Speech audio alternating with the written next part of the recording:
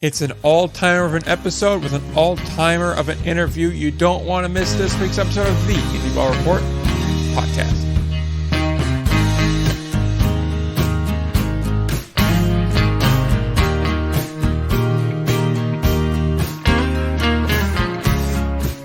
Back again, episode number 201 of the Indy Ball Report podcast. I'm Nick. Will is not here this week. He is off jet-setting in Las Vegas, Nevada. But don't worry, while he is an integral part of this show, he is not an integral part of this week's episode because before he went away to Sin City, he did take care of business here on the East Coast and on this show because we have a fantastic interview this week. What that interview is, as we mentioned in that introduction, is one that I'm not sure we want to promote it on social media. I'm not sure if Ryan, Indy Ball Nation, if you guys aren't familiar with him, I'm not sure if it came out with his episode yet because I know I announced it there, but we have a very special guest this week. We have a guy that is a baseball lifer. He is a 12-year Major League veteran. He has played 1,200 games in Major League Baseball.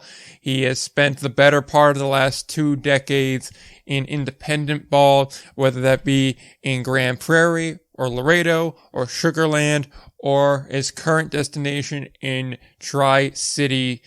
If that, of course, would be the manager of the Valleycats, Pete Incaviglia. He joins the show this week, and that's the bulk of our show. That is essentially 100% of the show. It is 51 minutes of us just having a really very good conversation with Pete. He goes into a lot of detail, talking about Kumar Rocker, talking about what the kind of player he looks for. He goes into a lot of detail on a lot of those more I guess behind the scenes elements of being a manager, a lot like that.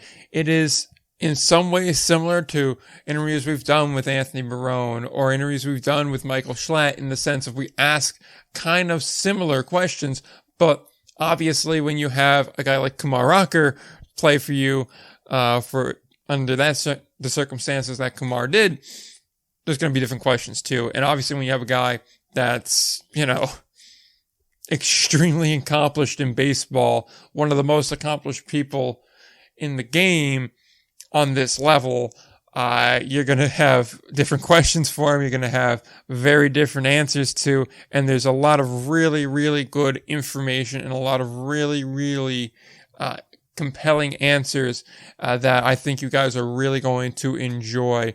And so obviously me and Will will talk about it a little bit more next week when he's here. We have another interview with the GM of the Valleycats and their vice president too, Matt Callahan. That's going to be up next week.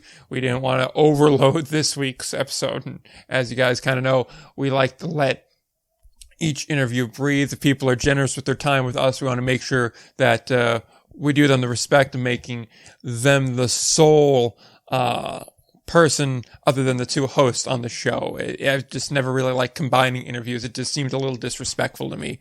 But that's neither here nor there. What you guys are here for is that Pete Incaviglia interview. So I'm going to throw it to that right now. It's 51 minutes. It's very good. And I hope you guys enjoyed it as much as we enjoyed doing it. So without further ado, here is our interview with Valleycats manager Pete Incaviglia.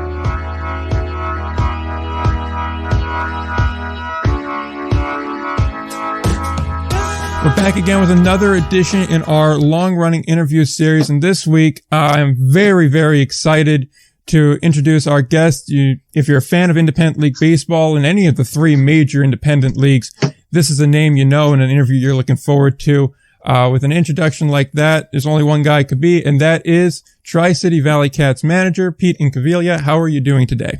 I'm doing good, man. I'm actually just getting ready to hit the road. There's a Kansas City Royals free agent minor league tryout on the 12th and 13th, and gonna go see if I can go find some gem players, bring back Tri-City.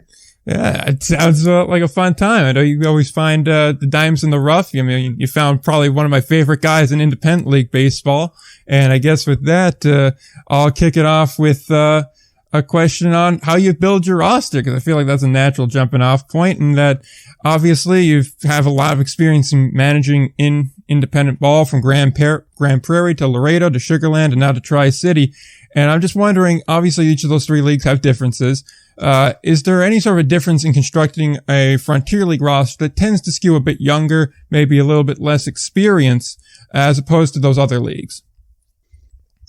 Well, to kind of break it down for you, we get 4 veteran players, which is anybody over the age of 29 years old.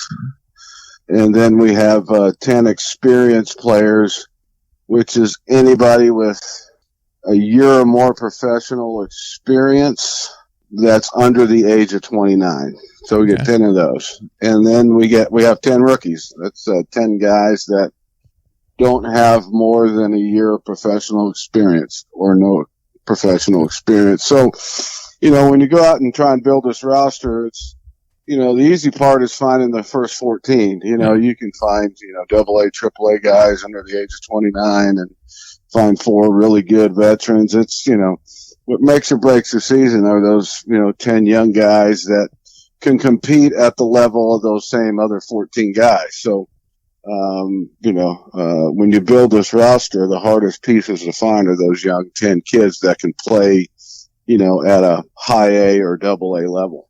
Yeah, definitely. And I know in the past you brought in guys, I believe Austin Klein was one of them, that was one of those kind of younger guys. If I'm not mistaken, he's out of Wright State, and he came in and did a really solid job for you guys. And I'm just wondering, is there any particular programs or particular areas that you in particular really like the talent from that seem to be rather good to you in the way of the players they have available? I'm sorry, I kind of missed that. Are you asking about Austin, or I'm just asking kind of in general, is there a certain area you like to scout in particular?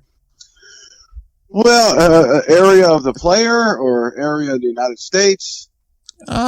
Both would be, if you could give me a little bit on both, would be pretty good.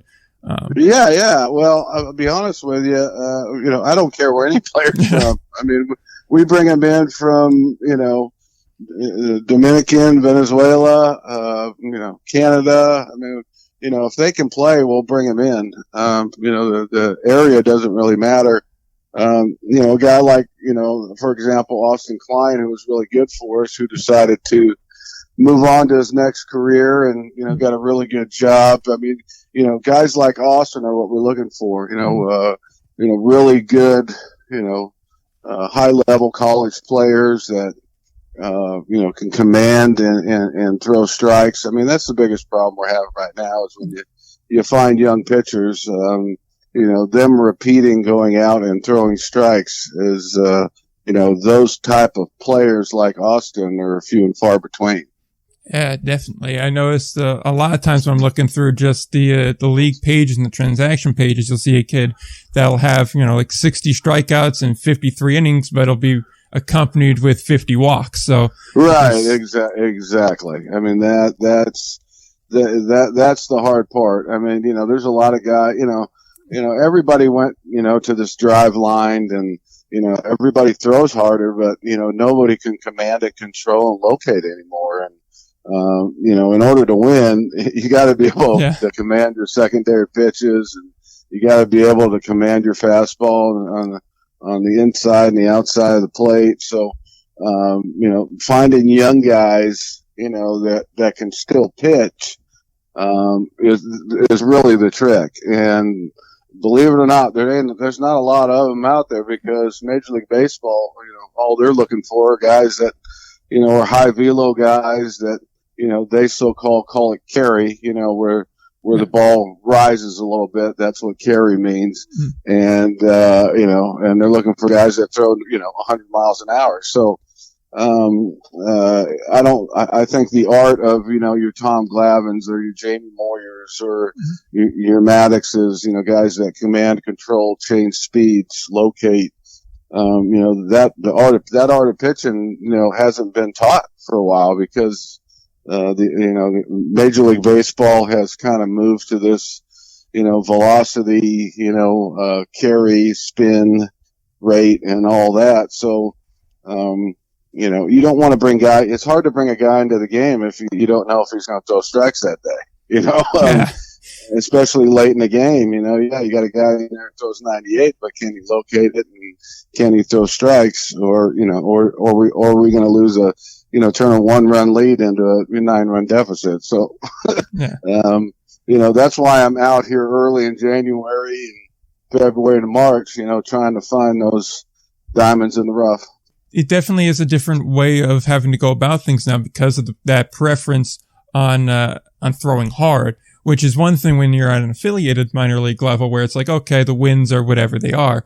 But on this level where winning matters, it's a totally different game there. And so with that, would I be wrong to say that there still is a large human element in scouting where you have to see the guy in person to see what exactly it is that they do? What's their mechanic like? What's their demeanor like? As opposed to just looking at a page and saying, all right, he has okay numbers or good stat lines or whatever it may be. Yeah, I mean, the numbers can lie to you. Yeah. Just like, analytics can prove that this guy can do this, this, and this. Well, you can take those same analytics and prove that he can't do this, this, and this. Yeah. So, numbers can lie to you. And, I like a lot of the things analytic brings. I think there's some really good things that you can look at and go, wow, this is nice. But for me, analytics can't measure a man's heart. Yeah. And desire to compete, to show up and try and, make himself a better player every day. When he gives up a home run or he strikes out, how's his next at bats? How does it affect the next hitter when he's on the mound? Those are things that are intangibles that are really important to a winning team. Yeah. And you can only see that, you can only know that if you see them. So, like I'm saying, I'm loading up and getting ready to go, try and find some of those guys that, that play the game the right way, that don't take any pitches off, compete, show up and work and want to get better. That's those intangible things, like I said, I always like to see a guy, when you hear about a guy and how great he is, I would much rather see him be terrible than be good. Yeah. Because you can see how he reacts to adversity. Yeah.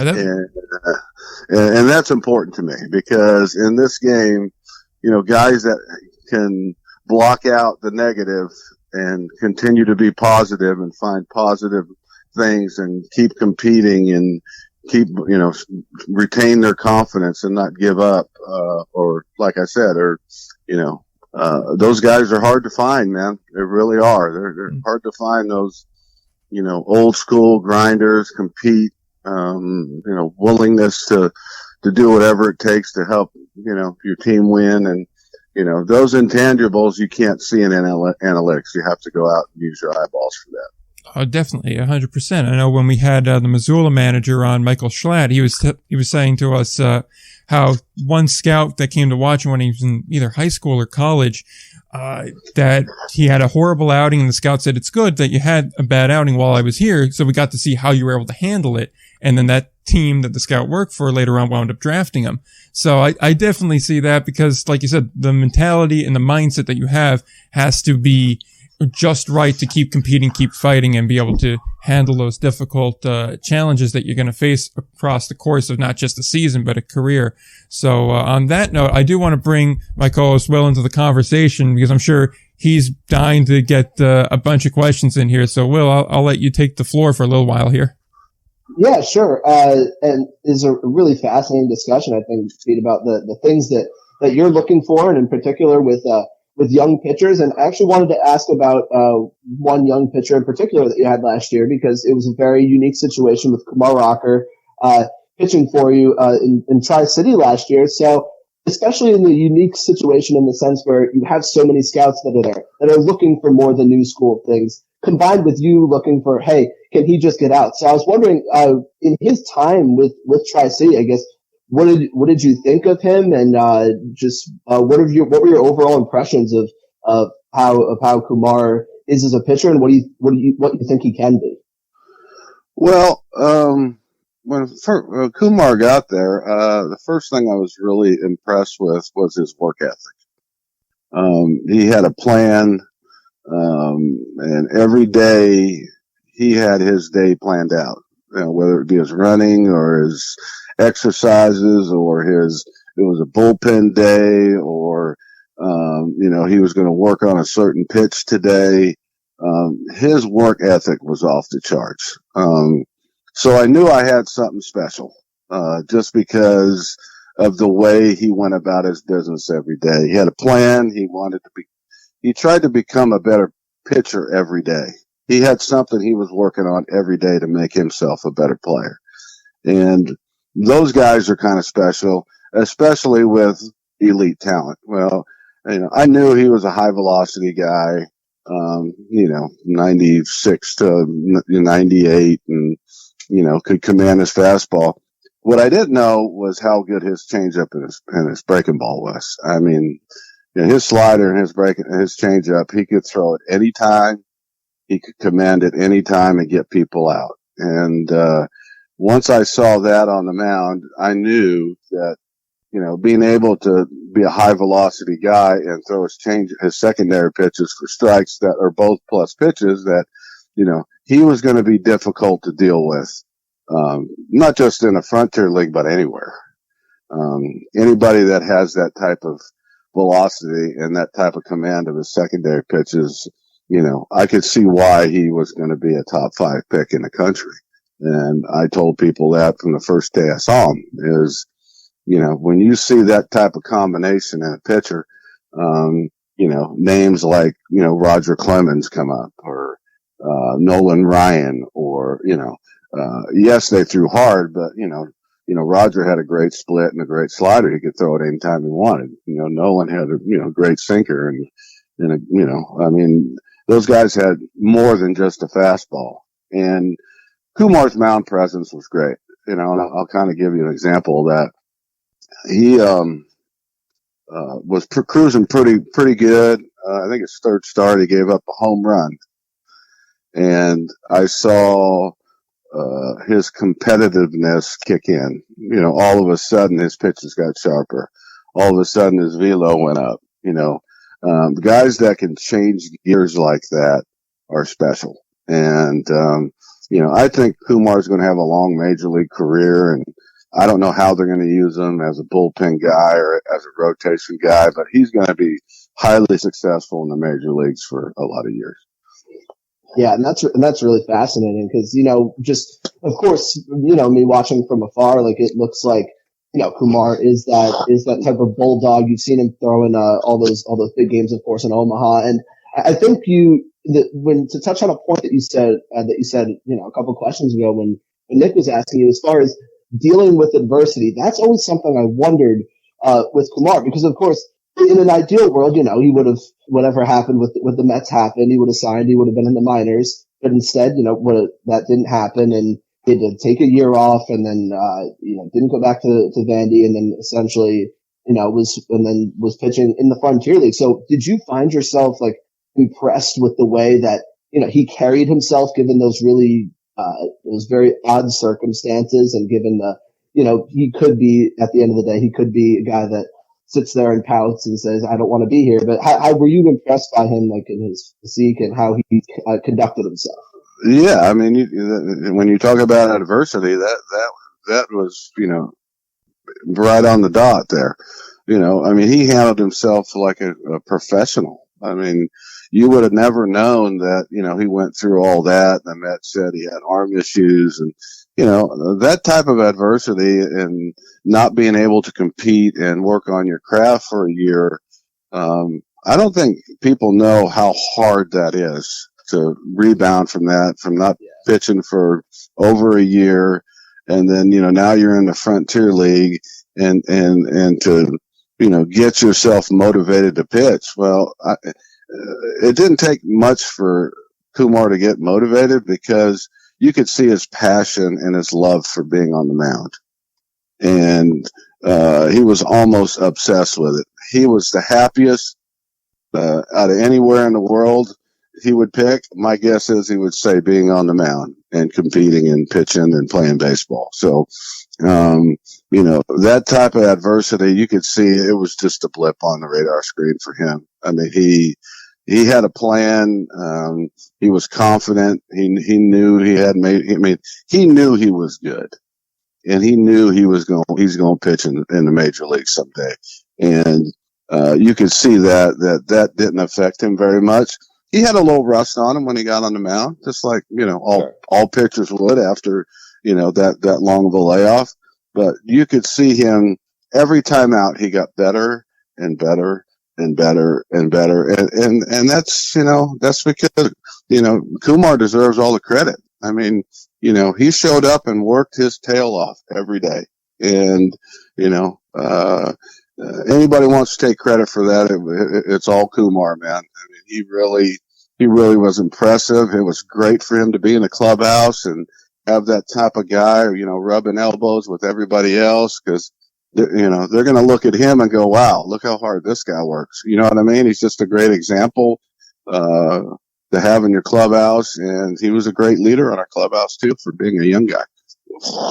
Yeah, and that's so fascinating to hear, just especially from your perspective and how carried himself, conducted himself. I guess the last thing I wanted to ask on this topic is, you mentioned how he was in the clubhouse. How do you think with all those scouts and scouting directors that would be at games to watch him pitch? How do you think, from your perspective, how do you think that kind of, did it impact like some of the other guys at all? Did it get them more excited, more jacked up, or did you kind of have to calm them down and say, hey, like, you're still going out playing your game and stuff like that?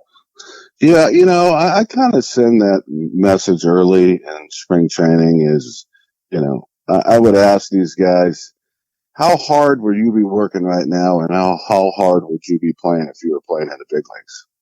And the reason why I say that is because you should never change how you prepare and play this game, no matter what level you're playing it on. Mm-hmm. You should be the same guy if you were in the big leagues right now, and same guy if you were, playing in independent baseball. I mean, that should never change. And I don't think that, the guys that we had in our clubhouse, they were excited to be able to go out and play in front of 100+ major league scouts and front office people. But I think, they played that way all year, it had a great effect on our players. To answer your question, yes. I mean, did they have a little more juice playing in front of those guys? Of course, because they want to get signed too. But I don't think that they really played any different than they did if we were playing with no scouts in the stands. We just had, those type of character guys in our clubhouse that, played the game the right way every day, didn't take any pitches off, grinded out their at bats, our pitchers grinded. But yes, was there a little more juice? I think the fact that they had all these guys in the stands, of course there was a little more juice. And that actually leads into something I also wanted to ask, when you talked about how you always tell guys, hey, no matter whether there's like 20 people in the stands and no scouts and or the mob scene that was there for, in particular, to watch Kumar and 100+ scouts, and it shouldn't change how you prepare and how you get ready for games and how you handle yourself on the field, like, as a professional. So I was wondering, like, and of course, not even just a Tri-City question, because you've managed so many guys with big league experience in Sugarland, of course. How did you as a manager kind of try to combat when you're trying to sign a lot of those guys with big league experience and that can help your team win, or maybe that are big names? Because if there's, and something that we try to do on the show a lot is, you try to kind of drum away at that stigma of Indy Ball, because, I mean, we all know how talented these leagues are. As a manager, how did you kind of try to combat that stigma? And was it hard for you to try and pitch to players, given maybe some guys are saying, well, independent ball, I don't want to play independent ball? Yeah, it's pretty common practice now. For me, the first thing I tell these guys, and I'm going to tell you, look, if you decide to play any ball, this is not beer league softball. These guys can play, and they're good, and you better prepare yourself like you're going to go play affiliated ball in AA or AAA, or else, you're going to get exposed if you don't show up, because these guys compete. The baseball is really good in independent baseball, and a lot better than most, affiliated guys who have never experienced Indy Ball. Really always struggle early. They always do, because they feel like they can just show up and be better than everybody else because of they were an affiliated guy, and they figure out pretty quickly that, wow, I better get going. So it's pretty common practice for a guy that's been in affiliate ball who shows up in independent ball, realizes pretty quickly that they better get themselves going. So to answer your question is it hard to get guys here? Sometimes it is, for several reasons. Sometimes it has to do with their agents telling them that they don't have to play Indy Ball, or right. They haven't done their homework about how Indy Ball, gets guys signed quicker than if you're sitting on your couch. Because scouts very rarely are going to sign guys that haven't played in a game. Most of the time, scouts will say, "Well, you need to go play. We need to see you on the field." It's hit and miss sometimes with players. Some guys can't wait to come play Indy Ball, and some guys absolutely want nothing to do with it because they're uninformed and haven't done their homework. So it's hard, because there's a lot of good players, I think, that shy away from Indy Ball, and their careers go by the wayside because they hadn't played in a year or hadn't played a year or two. And in this game, if you're not honing your skills and playing, it's really hard to get back in and get signed and get back in affiliate ball. And I guess of course, and you have plenty of experience on the other side as well. As a player in Indy Ball in the last few years of your career, playing 3 years in the Atlantic League. So what was your experience like playing in the Atlantic League or yourself as an independent league baseball player? Well, back then, there was a lot of ex-big leaguers playing in the Atlantic League. I mean, a lot. I mean, it was, Joe Klein did a wonderful job of, selling to, guys that had, 10, 12, 14 years in the big leagues to go, play in the Atlantic League. Ricky Henderson played in the Atlantic League. I'm trying to think of names. Jim Larowitz, Jose Canseco. There was a lot of big name players that played in the Atlantic League. Back when I was playing in the Atlantic League, and I would have said that, I would guess that's, early 2000s, something like that, 1999 to the early 2000s. And it continued that way for a long time. But, here in 2023, I mean, I don't think you can tell, which team is an Atlantic League team or an American Association team or a Frontier League team anymore. You have, several big league guys spread out through all independent leagues. You have, AAA, AA guys spread out through, all three independent leagues. And the Pioneer League has come in and is kind of mostly like the Frontier League used to be. The Pioneer League's a lot of young guys. But, you see big league guys, AAA guys littered throughout the Atlantic League, American Association, and the Frontier League. So, it's a little different. It's a little thinned out now, whereas, most of your big league guys, I would have said, 98% of them were playing the Atlantic League. Well, in 2023, they're kind of littered throughout all three leagues. Before I, throw it back to Nick, when you played Indy Ball, did you know, as when you were playing, that, hey, not just coaching, but at some point, not just I want to go into coaching, but I want to coach in Indy Ball, or I want to manage an Indy Ball? Is that something you knew as a player? That's kind of funny. I actually had no interest in ever coaching or managing as a player. I had my last year. I blew out my shoulder and I had shoulder surgery, and I was told that my shoulder would never be the same, and so I basically went on to my second career, and got a call from the manager of the Newark Bears. Tommy O'Malley was an old teammate of mine with the Rangers, and he said he needed something. And I told Tommy, I said, Tommy, I haven't picked up a bat or a ball in 2 years, man. I said, I just had reconstructive surgery on my shoulder.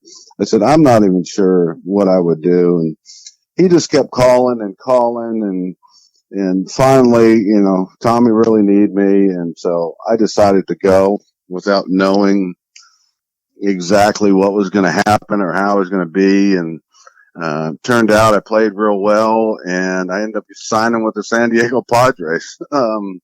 That's where I retired in 2002 with the Padres. And then once that was over, I knew I couldn't, play the game at that level anymore. So I kind of bowed out. And Mitch Williams called me, who was managing in Atlantic City, and asked me to be a kind of a player hitting coach. And I did it. And I absolutely loved working with the players as a hitting coach. And I think it was a year or two later, I became the AA hitting instructor with the Detroit Tigers for a few years, and then that kind of led into Indy Ball, and I've been doing Indy Ball ever since 2007. So it kind of led me here. I never had any aspirations to be a coach or a manager. I just kind of fell in love with it. Still love being in uniform. Still love being a part of the game. My real joy is working with players and helping them get better and watching them move through organizations and get into the big leagues. I mean, that's been my passion and my love, and feel like the game has been really good to me, and I was able to do something I'd love to do my whole life. And if I can help somebody get to the big leagues, that's my reward. Yeah, and that's so awesome. And you see so many guys that you manage that are even back in the big leagues now. So I know I've had the floor for a while. So Nick, feel free to jump in here if there's any things I'm sure that you want to get to as well. Yeah, definitely.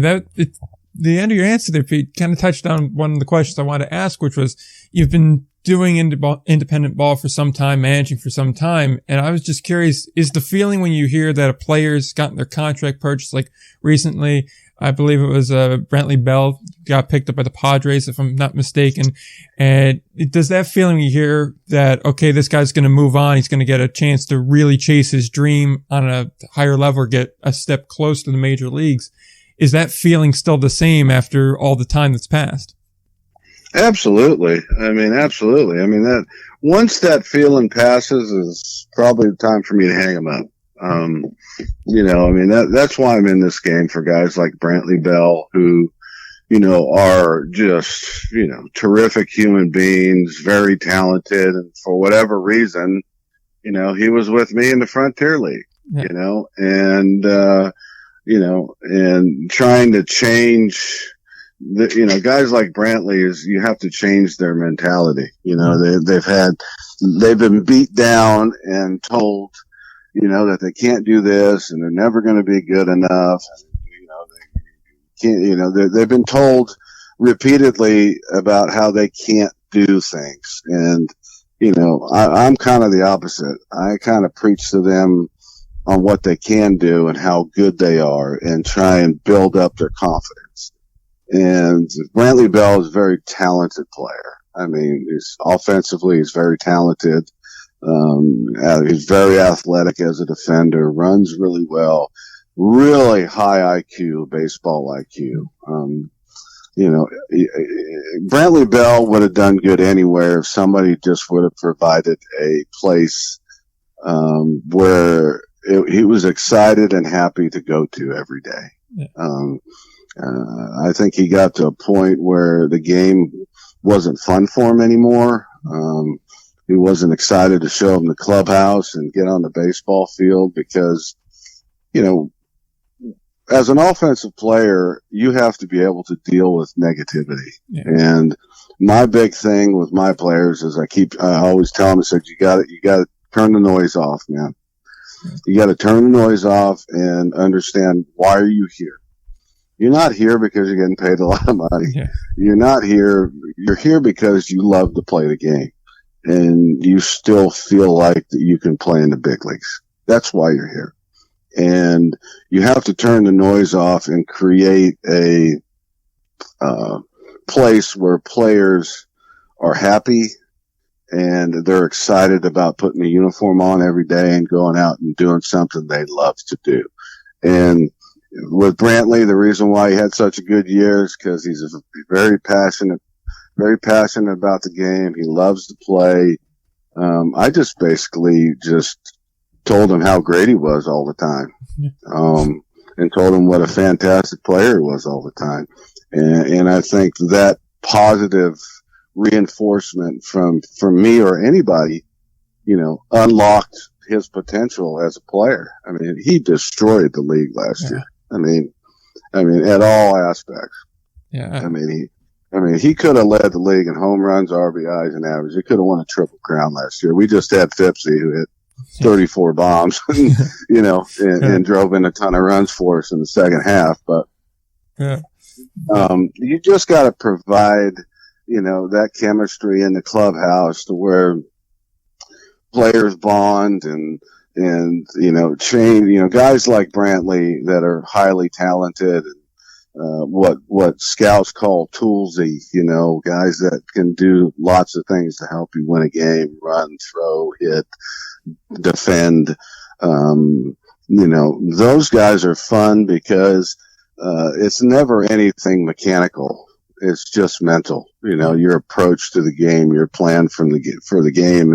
And that doesn't start in the clubhouse. That starts when you wake up every morning and, can't wait to come to the ballpark. And I think, Tri-City and our owner, Doug, and our president, Rick Murphy, and our GM, Matt Callahan, provide that type of place for players to grow and get better, and the amenities are good and the housing's good, and they're really good baseball people and they understand that. And I think that's why that's why I think Brantley Bell finally reached his potential as a player, is because we provided a positive, safe place for him in our clubhouse and surrounded him with a lot of players that were like him. And I think that's what we'll continue to do, is go out and try and find players like Brantley Bell. And Brantley Bell's a AAA guy with, knocking on the door of the big leagues. And just like I told all the scouts that came in that questioned Kumar, I said, this guy is going to be a top 5 pick and you're going to pitch in the big leagues. Just you gotta reinforce what you see. And these days, lots of people are afraid to tell people what you think. Yeah. I'm not. Am I right all the time? No. But, when I feel strongly about something and I feel strongly about a player, I'm going to let people know, because that's my job. My job is, I understand that nobody dreamed about playing Indy Ball. Guys dreamed about playing in the big leagues. And, as much as I love winning and winning championships, I love just as much when players, step on a big league field for the first time too. Yeah, I imagine that the feeling of seeing them jump onto the field and get to realize their dream is just unmatched. And you talked a lot about building up the conditions around it, having the support system around, both from ownership, from the front office and in the clubhouse there. And it leads me to ask about your trip to Tri-City, how you managed to get to manage in Tri-City, because it seems like you made the decision that I want to be in Tri-City. So was that one of the major things that kind of, when you started talking to them, said, I want to be a part of this organization because I see they have all the right pieces in place? Or was there something else that brought you to Tri-City? there's no question that it's the support system from Doug, Rick, and Matt. I mean, they are. I mean, you talk about guys with 20 plus years of baseball experience and seen it all and done it all. I mean, and they're great. I mean, they really are. They're very supportive. They'll do everything they can for anybody. They love the game. They're passionate about the game, and they're baseball people. Yeah. I mean, Rick Murphy's a very smart, intelligent baseball man. Matt Callahan is a very smart, intelligent baseball man. Doug is a very smart, intelligent. They know baseball.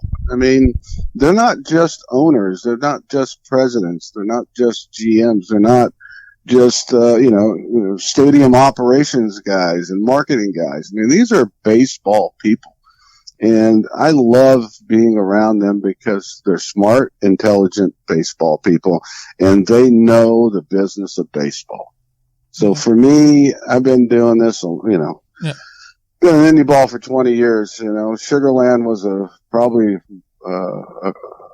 other than Tri-City, was probably the same situation. The Zlotnick family, very smart, intelligent baseball people, and they get it. They understand that they have to create a culture that is special for baseball players, and they understand that breeds success. And that's why I'm so adamant about staying there, because if anybody deserves a championship, it's Tri-City and their front office and their fans and their ownership. And we finished short, game out of the playoffs in 21 and a couple games out of the playoffs in 22. And you can make all the excuses you want on why and why not. We lost players or there's this and that, but, and that's why I'm loading up, heading towards Arizona to try to find us some players that'll be difference makers that hopefully help us win some games and win a championship and also get signed. Yeah, absolutely there. And I imagine you're going to have a lot of the usual guys back too, guys that we've kind of associated as being your guys too, that have obviously done very well for you at every stop too. Say that again. I'm sorry, I missed that. Yeah, I was just saying. I imagine you're also going to have some of the guys returning too. Obviously. Yeah. We got a bunch of guys returning. Pavement Parks is returning. I got a lot of guys returning that I thought would be signed. Joey Gonzalez is coming back, and Trey's coming back, our closer, and Phipsy's coming back. Yeah. McCusker's coming back. I don't know how he didn't get signed. Lujano, Cito Culver's coming back. Yeah. We got a really good nucleus of players coming back. Brack's coming back. One of our guys we counted on the bullpen, and Ryan Williamson's coming back. So we got a really good nucleus of guys coming back. Which for me is for me, I feel like when you have good players and they don't get signed, I feel like I probably shouldn't do this, but I feel responsible. Yeah. I feel like, I need to do a better job of either promoting or marketing these guys and trying to get them back in affiliated ball, because, guys that are on our team are guys that I feel like can play at the next level.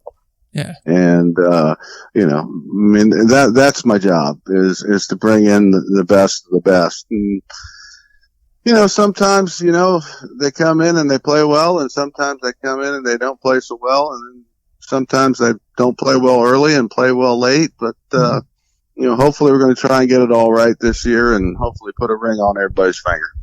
Hopefully there. And I mean, hearing that you're bringing back Trey Cochran-Gill, it makes my week, because around here, he's one of our favorites. I know, it's unbelievable, isn't it, that Trey hasn't, it really is. I mean, I don't know what they're looking for. The guy has been as good as anybody as a closer. Anybody.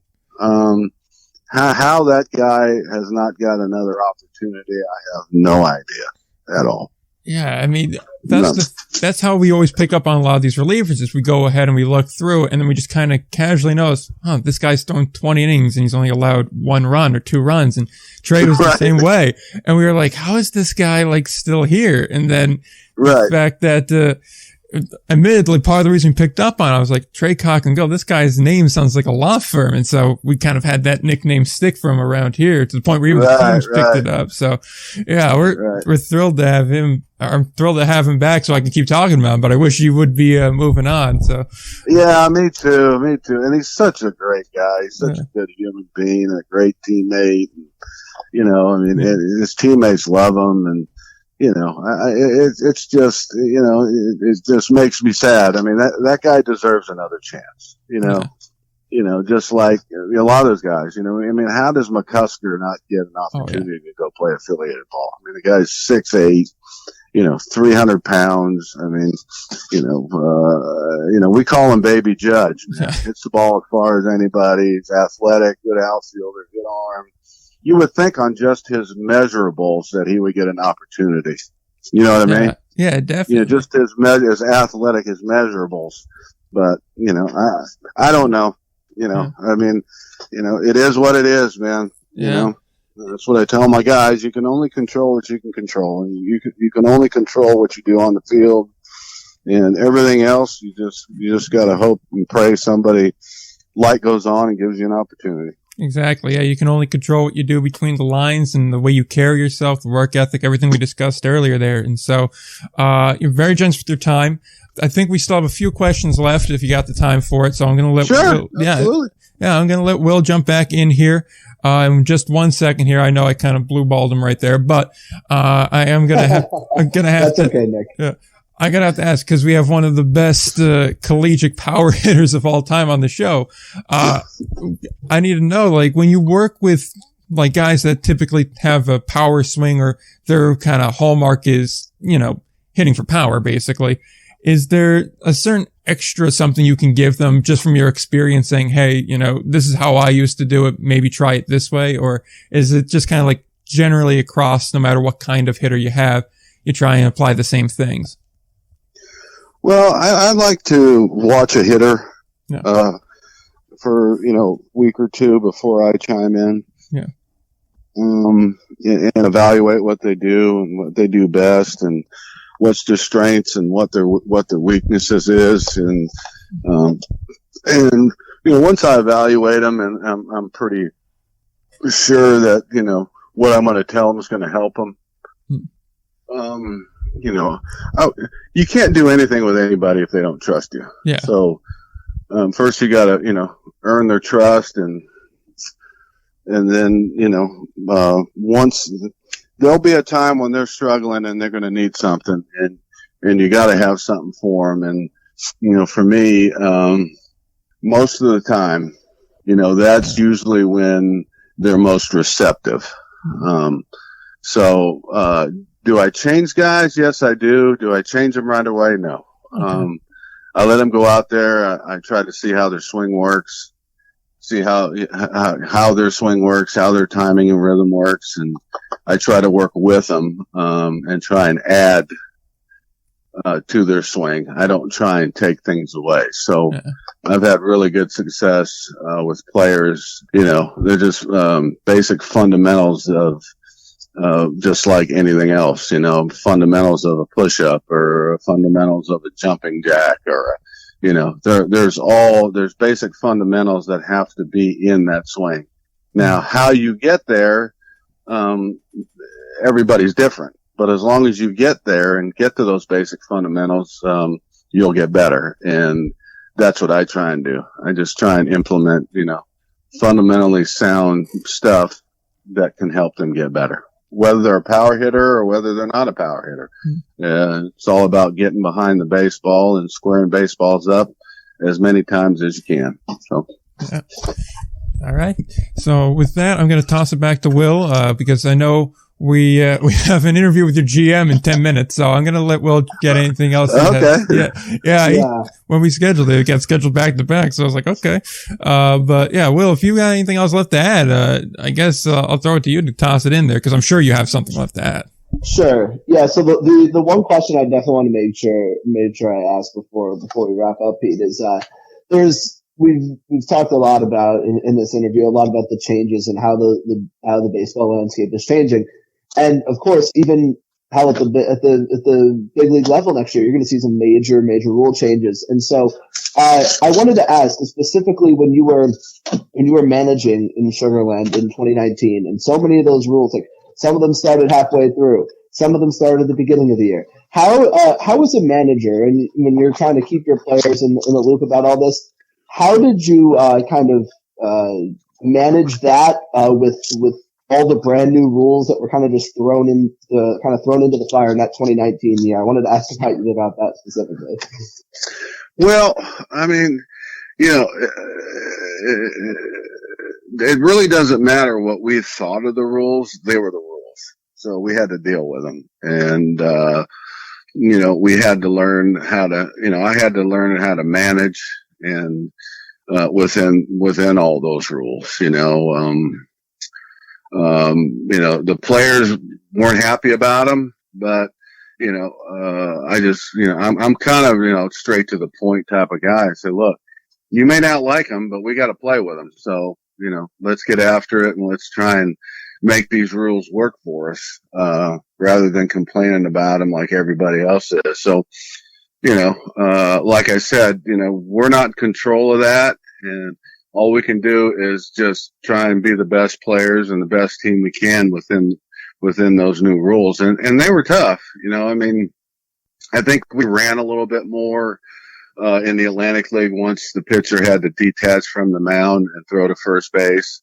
So it allowed us to run a little bit more, per se, a guy who's not a base stealer could steal a base now, because, a pitcher had to detach his foot from the mound. So we ran a little bit more.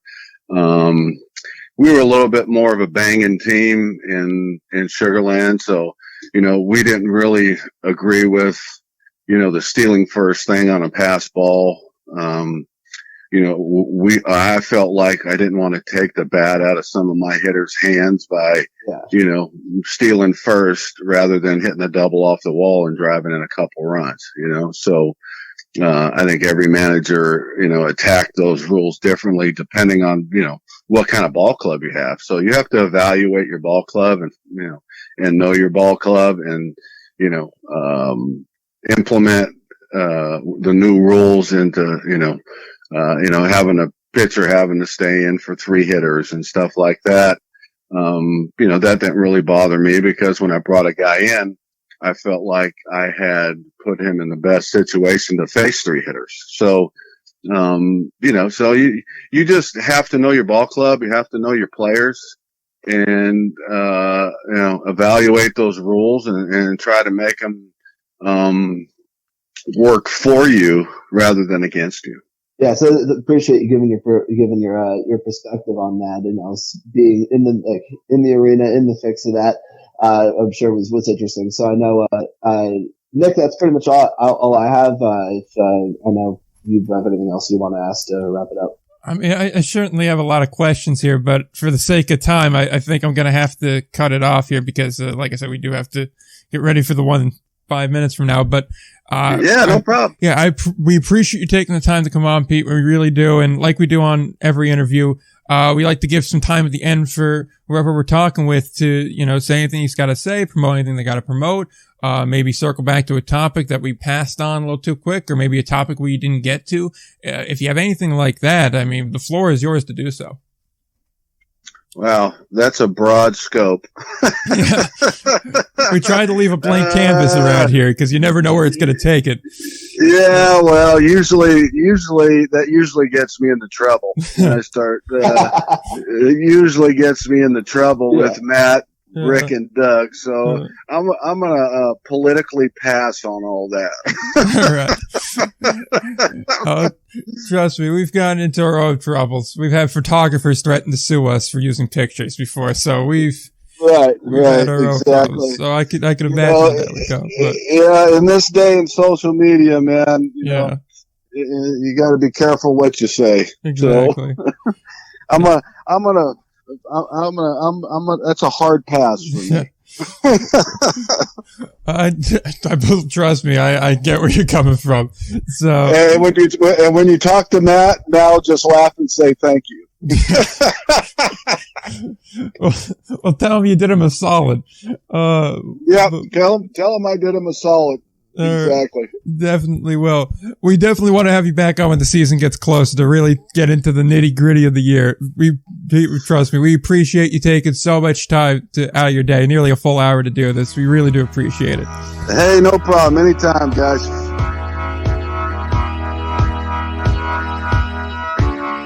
Once again, we'd really like to thank Pete for coming on the show. We very, very much appreciate him spending the time there.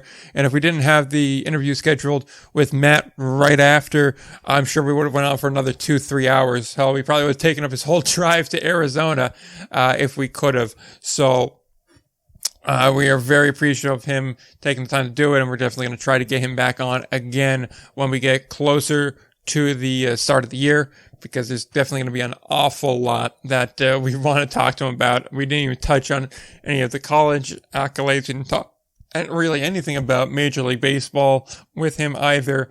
And overall, there's still a lot of meat left on that bone, but for only having an hour to be able to take care of that interview, I think it was pretty good. And it's funny, as soon as we got off the phone with Pete, I went to Will. I was like, that went really well. And he's like, yeah, that was probably my favorite interview we've done. And I mentioned before the interview that we'll talk more about it next week.